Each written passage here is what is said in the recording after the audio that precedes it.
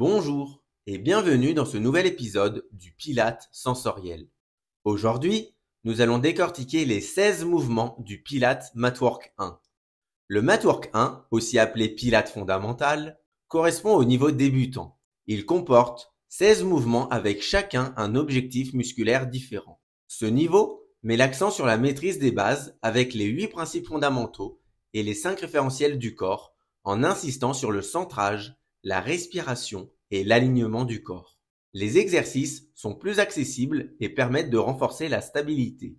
Vous pouvez mettre l'épisode en pause à tout moment pour revenir sur les 8 principes fondamentaux et les 5 référentiels du corps disponibles dans un autre épisode.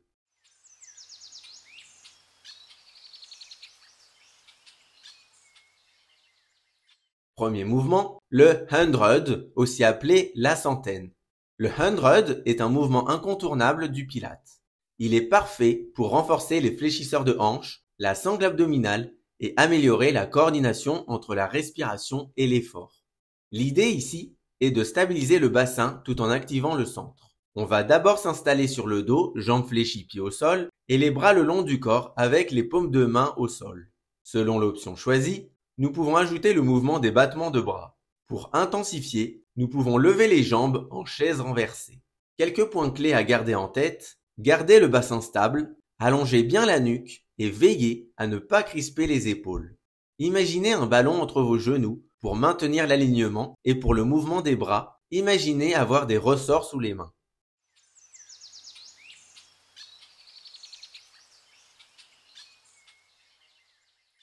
Deuxième mouvement, One Leg Circle, aussi appelé cercle d'une jambe. Ce mouvement est un exercice qui va vous aider à assouplir la hanche tout en renforçant la stabilité du bassin. Ici, l'objectif est de mobiliser l'articulation sans perturber l'alignement du tronc. Allongé sur le dos, une jambe tendue vers le plafond, l'autre jambe fléchie au sol. Et on dessine des cercles avec la jambe de ciel. Prenez votre temps pour sentir l'amplitude du mouvement. Commencez par des petits cercles, puis agrandissez-les au fur et à mesure du mouvement en vous assurant que votre bassin reste bien immobile. Pour vous y aider, imaginez que vous avez un verre d'eau posé sur votre bassin. Il ne doit pas bouger. Et visualisez un crayon au bout de votre pied, dessinant des cercles au plafond.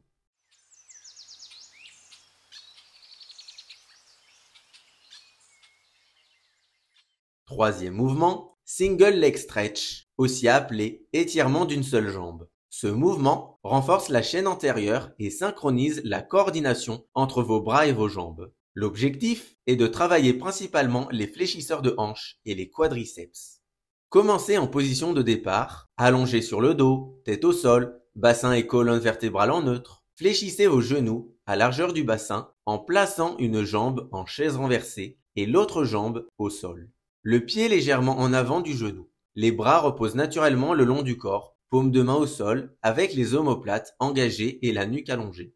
Pour adapter cet exercice selon votre niveau, vous pouvez par exemple opter pour une version plus accessible en ne relevant qu'une seule jambe ou choisir une variante plus intense en levant les deux jambes, voire en ajoutant un léger contact des mains sur un genou pour harmoniser la coordination. N'oubliez pas de garder le bassin stable en engageant vos abdominaux pour éviter toute antéversion excessive ou hyperlordose. Pour vous aider à ressentir le mouvement, imaginez un petit ballon entre vos genoux pour maintenir l'alignement et visualisez la pointe de votre pied cherchant à éteindre l'interrupteur sur le mur opposé.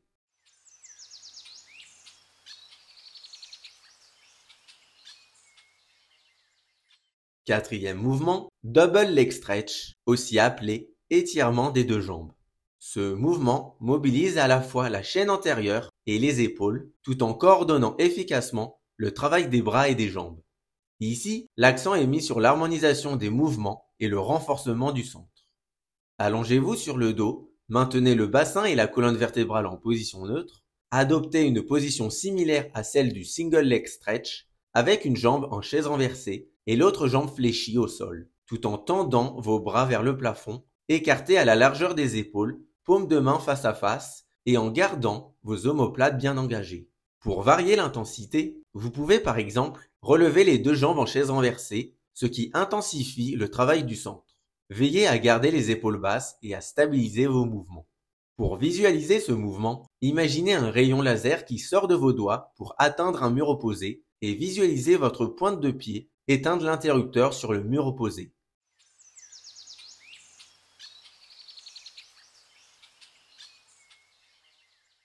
Cinquième mouvement, scissors, aussi appelé ciseaux. Ce mouvement renforce la chaîne antérieure en ciblant principalement les fléchisseurs de hanches. Celui-ci vise également à améliorer la coordination entre les membres inférieurs. Pour vous installer, allongez-vous sur le dos, la tête au sol, en maintenant le bassin et la colonne vertébrale en position neutre. Les jambes doivent être écartées à largeur du bassin en adoptant une position de chaise renversée. Les bras reposent naturellement le long du corps, paumes de main tournées vers le sol, avec les omoplates bien engagées et la nuque allongée. Lors de l'exécution, il est crucial de conserver l'angle du genou et de réaliser une extension de hanche qui amène la jambe fléchie à environ 90 degrés au sol. Cela signifie que le mouvement part bien de la hanche et non du genou, afin de maintenir la stabilité du bassin tout au long du mouvement. Pour adapter cet exercice selon votre niveau, vous pouvez opter pour une version avec des ciseaux en alternance pour plus de contrôle ou passer à des ciseaux simultanés pour augmenter l'intensité. Quelques points d'attention. Assurez-vous de maintenir le bassin stable et de ne pas creuser votre bas du dos grâce à l'engagement des abdominaux et veillez à ce que le mouvement débute toujours au niveau de la hanche. Pour faciliter la visualisation, imaginez tester la température de l'eau avec vos orteils ou visualisez vos genoux maintenus comme s'ils étaient fixés dans du plâtre, préservant ainsi l'angle de départ.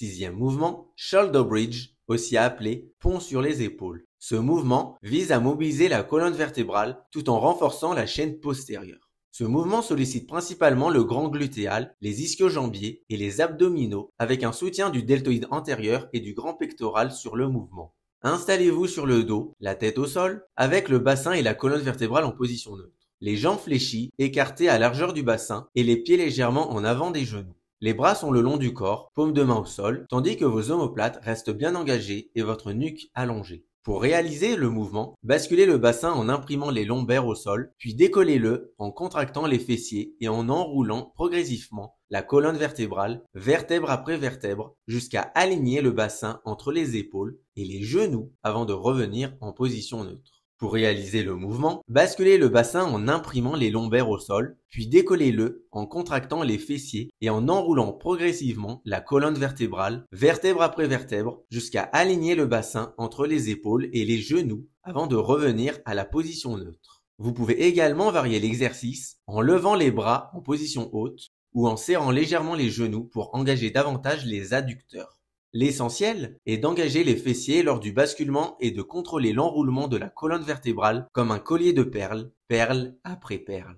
Chaque vertèbre se pose délicatement comme si vous laissiez une empreinte sur de la pâte à modeler.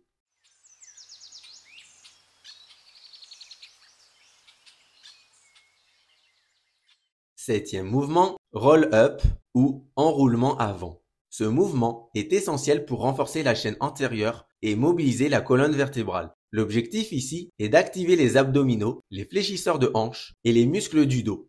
Installez-vous assis au bout du tapis sur vos ischions avec le bassin et la colonne vertébrale en position neutre. Fléchissez vos jambes à largeur du bassin, les pieds posés devant vous, légèrement en avant des genoux.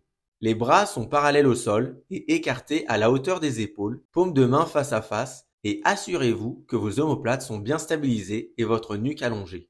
L'idée sera d'enrouler la colonne vertébrale en forme de C. Pour varier la difficulté, vous pouvez rester simplement avec le dos en C ou descendre jusqu'au sol avec les jambes fléchies ou tendues. Gardez toujours en tête l'essentiel, ne laissez pas votre menton s'enfoncer dans la poitrine, regardez droit devant vous.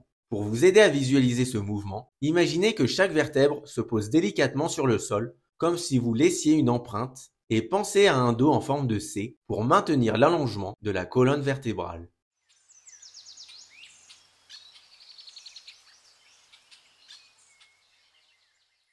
Huitième mouvement, rolling like a ball, aussi appelé rouler comme un ballon. Ce mouvement mobilise la colonne vertébrale et renforce les abdominaux ainsi que l'iliopsoas. Ici, les abdominaux travaillent en synergie avec des muscles secondaires tels que le droit fémoral, le sartorius et le tenseur du fascia lata. Asseyez-vous sur l'arrière du coccyx en vous équilibrant sur vos fessiers avec la colonne fléchie en forme de C et le regard fixé sur votre nombril. Fléchissez vos genoux et écartez-les au maximum à largeur des épaules en gardant les pointes de pied tendues, jointes et légèrement décollées du sol. Posez vos mains sur votre tibia ou cheville pour vous guider. Roulez doucement vers l'arrière sans que votre tête ne touche le sol en gardant l'angle de départ bien présent. Puis roulez vers l'avant en position de départ en conservant cette flexion. Pour vous assurer d'une exécution optimale, veillez à poser délicatement vos mains sans tirer et contracter les fessiers pour accentuer la flexion lombaire. Visualisez-vous roulant sur un dos arrondi comme sur une balançoire, oscillant en douceur à l'aller et au retour.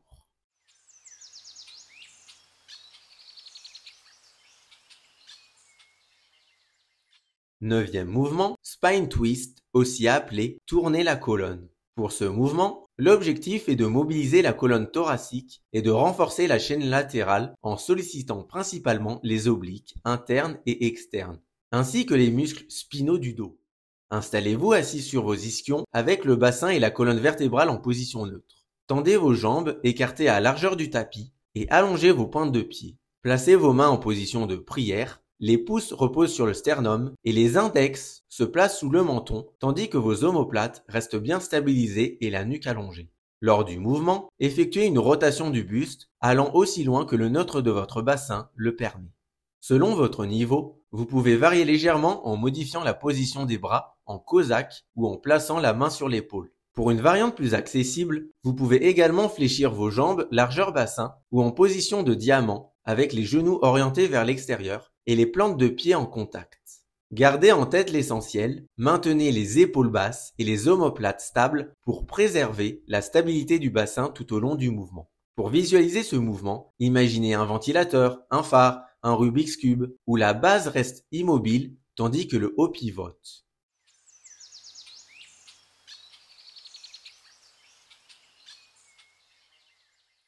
Dixième mouvement, Swan Dive, aussi appelé plongeon du cygne.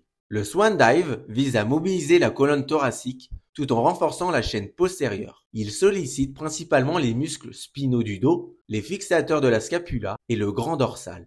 Dans un premier temps, allongez-vous à plat ventre avec le bassin et la colonne vertébrale en neutre. Placez votre tête en prolongement de la colonne, décollée du sol si votre morphologie le permet.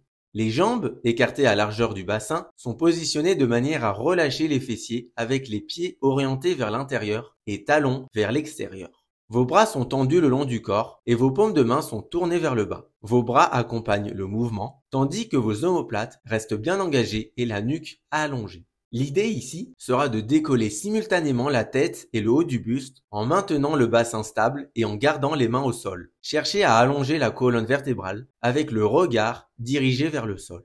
Pour varier, vous pouvez également essayer différentes options, par exemple en gardant les mains au sol, en les décollant légèrement ou en adoptant une position de bras en chandelier. L'important est de laisser le mouvement venir des extenseurs de la colonne vertébrale tout en stabilisant le bassin et en gardant le pubis bien ancré au tapis. Pour vous aider à visualiser, imaginez que vous ne devez pas écraser une petite coccinelle placée sous votre ventre.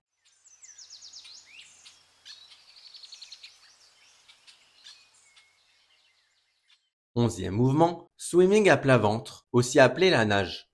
Ce mouvement met l'accent sur le renforcement de la chaîne postérieure tout en mobilisant la colonne d'une manière différente. Ici, l'objectif reste d'améliorer la stabilité du tronc et d'engager les abdominaux ainsi que l'iliopsoas.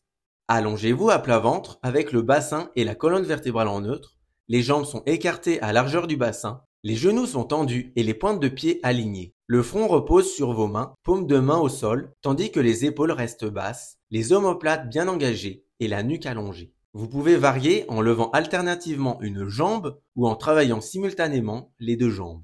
Concernant les points d'attention, veillez à maintenir une contraction constante des ischio-jambiers, des fessiers et des abdominaux pour stabiliser le bassin et éviter toute inclinaison, qu'elle soit antérieure ou latérale. Cherchez également à allonger les jambes pendant l'exécution. Pour vous aider à ressentir le mouvement, imaginez une petite coccinelle sous votre ventre sans l'écraser et en engageant votre centrage.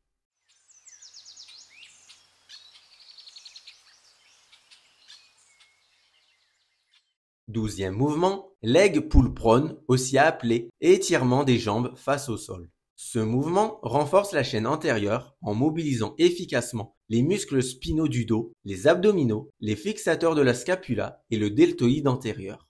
Installez-vous à plat ventre en gardant le bassin et la colonne vertébrale en position neutre. Adoptez la position du sphinx, les coudes sous les épaules, les avant-bras posés au sol, les paumes de main au sol et le buste ainsi que les cuisses légèrement décollés. Les genoux reposent au sol, écartés à largeur du bassin, avec les pointes de pied allongées. Veillez à ce que vos omoplates restent engagées et votre nuque bien allongée. Vous pouvez varier le mouvement en passant en position de planche, les jambes décollées du sol et en fléchissant un genou l'un après l'autre. Poussez légèrement sur les coudes au début du mouvement pour dégager la tête des épaules et relâchez volontairement les fessiers afin de focaliser l'effort sur vos abdominaux tout en gardant la colonne cervicale alignée avec la colonne dorsale. Pour vous aider à visualiser, imaginez-vous dans la position du sphinx.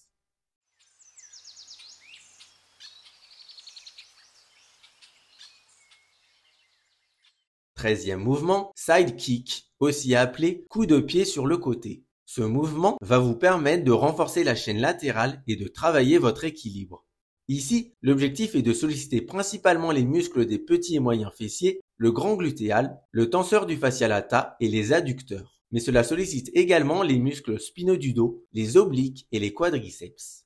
Pour ce mouvement, installez-vous allongé sur le côté en gardant le bassin et la colonne vertébrale en position neutre. Alignez vos jambes serrées et posées sur le sol avec les pointes de pied allongées. Le bras de terre repose sous la tête au niveau de la joue, tandis que le bras de ciel se place le long du corps, le long de votre hanche. Laissez un petit espace entre votre taille et le sol pour permettre un bon allongement. Assurez-vous que vos omoplates restent engagées et que votre tête est décollée de votre bras. Sur ce mouvement, la jambe de ciel sera uniquement en mouvement. Vous pouvez varier l'exercice en expérimentant avec des petits ponts ou des ciseaux lents. N'oubliez pas de maintenir la jambe de terre tonique et concentrez-vous sur l'allongement global du corps plutôt que sur la hauteur de votre jambe de ciel. Contractez volontairement les fessiers, les quadriceps et les adducteurs dès la position de départ. Pour visualiser ce mouvement, imaginez que vous êtes allongé sur une poutre et que vous cherchez à vous étirer de la tête aux pieds en vous grandissant lentement. Si vous commencez à avoir mal au cervical, fléchissez votre bras de terre, mais en aucun cas la tête doit être posée sur le bras. Celle-ci doit être dans l'alignement de votre colonne vertébrale.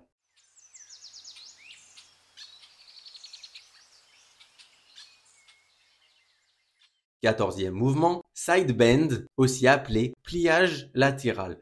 Pour ce mouvement, l'objectif est de renforcer la chaîne latérale. Il sollicite principalement les obliques internes et externes, les petits et moyens fessiers, le grand glutéal, le grand dorsal, le deltoïde latéral et les quadriceps, mais également les fixateurs de la scapula lors du mouvement.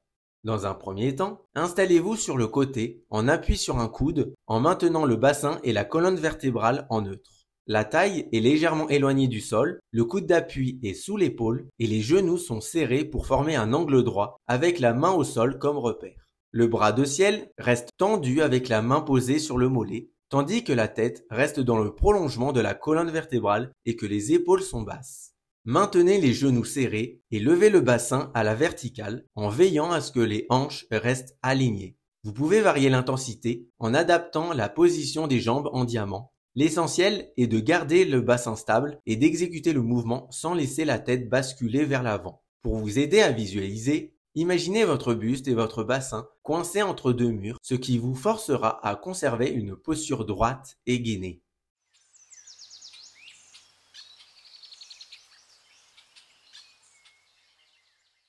15e mouvement, push-up, aussi appelé la pompe. Ce mouvement vise à renforcer la chaîne antérieure dans la phase de la pompe et à mobiliser la colonne vertébrale via l'enroulement et le déroulement de celle-ci. Il cible principalement le grand pectoral, les triceps, le deltoïde antérieur, ainsi que les fixateurs de la scapula et les muscles spinaux du dos. Pour commencer, remettez vos 5 référentiels en place en position debout, les bras le long du corps et les pieds écartés à largeur du bassin. Gardez vos omoplates bien stabilisées et la nuque allongée. L'idée est d'enrouler progressivement la colonne vertébrale en posant les mains au sol, puis de marcher sur les mains pour atteindre la position à 4 pattes. Exécutez une pompe, puis en déroulant la colonne vertébrale, revenez à la position initiale. Selon vos objectifs, vous pouvez orienter l'effort sur les pectoraux en plaçant les mains avec une ouverture plus large ou sur les triceps en maintenant les coudes près des côtes. Le point essentiel reste de bien enrouler la colonne vertébrale en commençant par la tête sans l'enfoncer dans la poitrine et de dérouler en finissant par la tête en fixant les omoplates avant de fléchir les coudes. Pour visualiser, imaginez une cascade d'eau ou un collier de perles qui s'enroule et se déroule. Et gardez le dos bien plat contre une table pendant la pompe.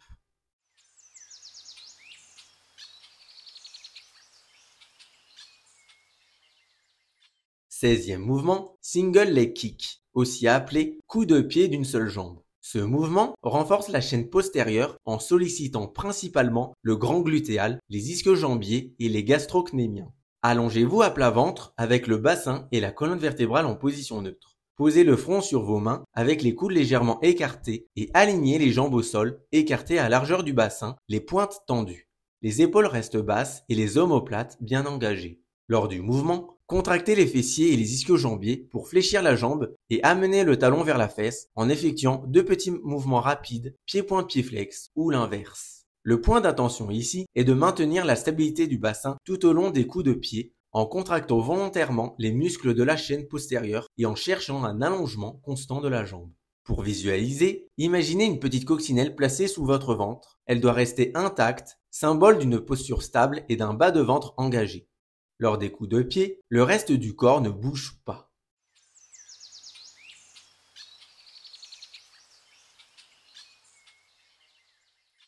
Passons maintenant au swimming à 4 pattes, un bonus aux 16 mouvements inventés par Joseph Pilates. Le swimming à 4 pattes est un mouvement dynamique qui renforce la chaîne postérieure et améliore l'équilibre et la coordination en impliquant simultanément les bras et les jambes en chaîne croisée. L'objectif ici est de travailler principalement le grand glutéal, les ischio-jambiers et le deltoïde antérieur avec l'appui des fixateurs de la scapula. Pour vous mettre en position, installez-vous à 4 pattes avec le bassin et la colonne vertébrale en neutre. Vos mains se placent sous les épaules et vos genoux sous les hanches. Assurez-vous que vos omoplates sont engagées et que votre nuque reste allongée. Pour adapter l'exercice, vous pouvez varier en levant une jambe ou un bras, voire en levant simultanément un bras et une jambe opposés.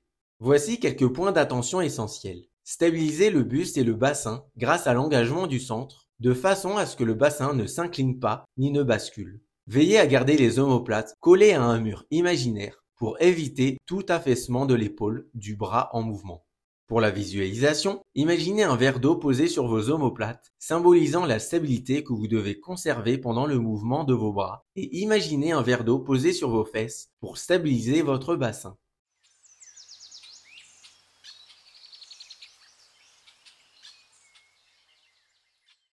Ainsi s'achève notre exploration des 16 mouvements de Joseph Pilates avec un petit bonus. Ces mouvements invitent à redécouvrir notre corps avec plus de conscience, de fluidité et de plaisir. J'espère que ces mouvements vous ont permis de ressentir de nouvelles sensations, d'affiner votre écoute corporelle et peut-être même de transformer votre manière de bouger et de respirer au quotidien. Le plus important est de rester curieux et attentif à ce qui se passe à l'intérieur de nous. Chaque jour est une nouvelle opportunité de bouger différemment avec plus de présence et de liberté. Il n'est pas trop tard pour commencer. D'ailleurs, à mesure que vous avez découvert et pratiqué l'un de ces 17 mouvements, quel mouvement vous a le plus surpris ou marqué dans cette exploration? Je serai ravi de lire vos retours et ressentis. N'hésitez pas à partager votre expérience en commentaire ou à me contacter si vous avez des questions. Merci de m'avoir accompagné dans cette aventure sensorielle. Prenez soin de vous, passez une excellente journée ou une excellente soirée et à très bientôt pour un prochain épisode.